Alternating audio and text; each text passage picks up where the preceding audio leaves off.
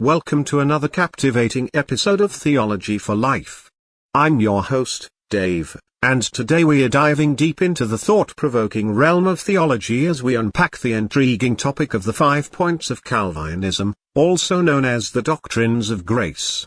These thought-provoking doctrines were championed by the eminent Protestant reformer John Calvin, and they've sparked endless discussions in religious circles.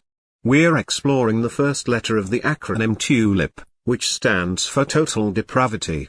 Now, don't let the term total depravity fool you. It's not about everyone being as sinful as can be. Instead, it delves into how sin has profoundly impacted the essence of every person after the fall. Think of it as a ripple effect of Adam's initial misstep. Our minds, souls, wills, emotions, and even our very bodies bear the marks of this corruption. It's like an all-encompassing stain that weaves its way through our being, leaving us shackled to the clutches of sin. It's a spotlight on our need for divine intervention.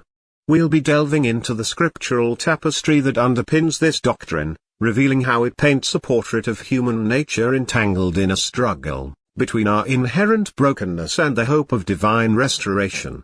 So, whether you're steeped in theology or just dipping your toes into these profound waters, stay tuned as we unravel the threads of total depravity and explore its significance in the grand tapestry of our spiritual journey.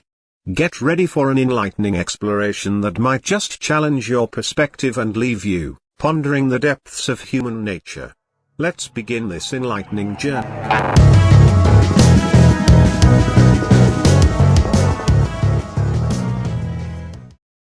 Total depravity. The concept of total depravity suggests that humans are inherently corrupt and incapable of true goodness due to the fall of Adam and Eve. God created humanity upright, but they became corrupted by evil the moment they sinned. Romans 5 verse 18 says that through one man's act many became sinners. This means that the sinful nature was absent until Adam and Eve chose to disobey God. And that as a result of Adam's act of disobedience, sin and the strong inner impulses that everyone has, came into being. This is the moment that Adam's sin plunged the entire human race into darkness. From then on, human beings would not be able to stop sinning, much less save themselves. According to Romans 8 verse 7, the human mind was corrupted by sin. It became hostile towards God and His law. Romans 8 verse 7 says, "The carnal mind is at enmity with God, for it does not subject itself to the law of God and is not able to do so." As a result of the corruption of sin, the human mind is a breeding grounds for sinful thoughts that turn to sinful actions. Scripture also states that the core of every human being, what the Bible calls the heart, is corrupted by sin. Isaiah 17 verse 9 says that the heart of man is deceitful and desperately wicked. And this truth is witnessed in Genesis 6 verse 5, which says, "Then the Lord saw that the wickedness of mankind was great on the earth, and that every intent of the thoughts of their hearts was only evil continually." This verse describes God, hundreds of years after Adam's sin, viewing that every intention of the thoughts of their human heart was only evil continually. This resulted in God flooding the world and only leaving Noah and his family. But even after the flood, God recognizes humanity's ongoing corruption. He says, "For the intent of man's heart is evil from his youth." Here God reveals that this sinful intent is real in everyone and even from their infancy. From the moment of birth, this corrupt tendency is with all human beings. King David in Psalms 51 teaches that this corruption is from birth. David wrote, "In sin did my mother conceive me." So, as a result of Adam's sin, every human being is born enslaved to sin.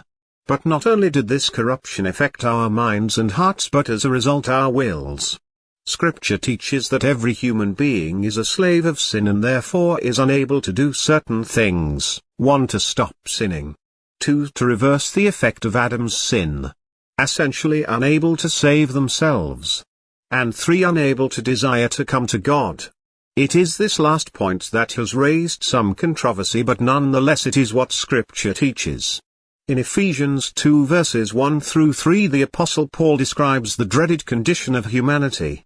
He says that all those who are outside of Christ are spiritually dead, following the ways of the world and Satan, fulfilling the desires of the fallen mind and flesh. And in Romans chapter 3 verse 11 he says that as a result of this condition, being under sin, there are none who seek after God. Jesus Christ also acknowledged this truth in John 6:44. He literally says that no one is able to come to him, apart from God's aid. He says, "No one can come to me unless the Father who sent me draws him, and I will raise him up on the last day." We see here that human beings are not only totally depraved but also totally unable to make a move towards God without God first initiating the work. That is why God must draw individuals to Christ and teach them to come to Christ. So total depravity teaches that, as a result of the fall of man, humanity is in a hopeless condition. And unless God is merciful and moves towards us, we will never be to, nor want to. The problem is that because of our slavery to sin we do not desire to come to God, or accept the call of God in the gospel until God graciously initiates.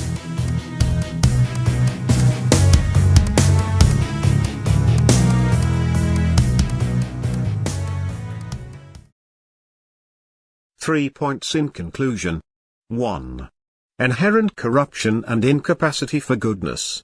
Total depravity asserts that due to the fall of Adam and Eve, humans are inherently corrupted by sin and unable to exhibit goodness on their own. This corruption entered when Adam and Eve sinned, impacting the nature of all humanity. This resulted in a human mind hostile to God and a heart inclined towards wickedness. 2. Universality of sinful tendencies. The notion of total depravity highlights that all humans possess a sinful nature from birth, inherited from Adam.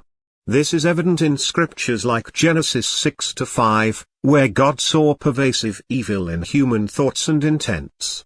Even King David acknowledged this corruption, recognizing its presence from conception. 3.